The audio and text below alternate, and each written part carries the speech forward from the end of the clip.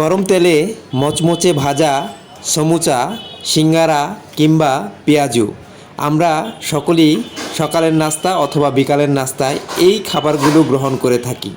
এই খাবারগুলো সকলের কাছেই খুব প্রিয় এবং সবাই এই মুখরোচক খাদ্যগুলোই সবসময় খেতে চায়। রাজধানীর ফার্মগেটে এরকম দোকানের দেখা মিলবে অনেক, যেখানে রাস্তায় ভাজা হচ্ছে এরকম গরম তেলে সমুচা, পেঁয়াজু, পাকুড়া কিংবা ভাজাপোড়ার বিভিন্ন জিনিস। এই জিনিসগুলোই আবার বিক্রি হচ্ছে দেদারসে এবং মানুষ পছন্দ করে খাচ্ছেও।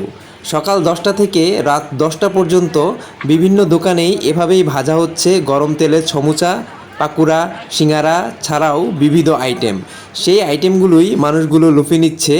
দামে অনেকটা সস্তা হওয়ায় এগুলো মানুষের খাবারের পছন্দের তালিকায় রয়েছে, আর সেজন্যই মানুষ এই জিনিসগুলো খুব দ্রুত কিনে খাওয়ার জন্য বেছে নিচ্ছে।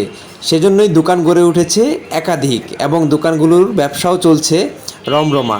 তাদের সাথে কথা বলে জানা যায়, প্রতিদিন তারা প্রায় গড়ে 6 থেকে 7 হাজার টাকা বিক্রি করে থাকেন এবং প্রতিদিনই তারা বিভিন্ন কাস্টমার পেয়ে থাকেন এবং কাস্টমারও এত সস্তায় খাবারগুলো পেয়ে খুব আনন্দিত এবং তারা বলেন যে যেহেতু এই খাবারগুলো খুব সস্তায় পাওয়া যায় সেজন্যই আমরা সবসময় এই খাবারগুলো এখান থেকে কিনে খেয়ে থাকি।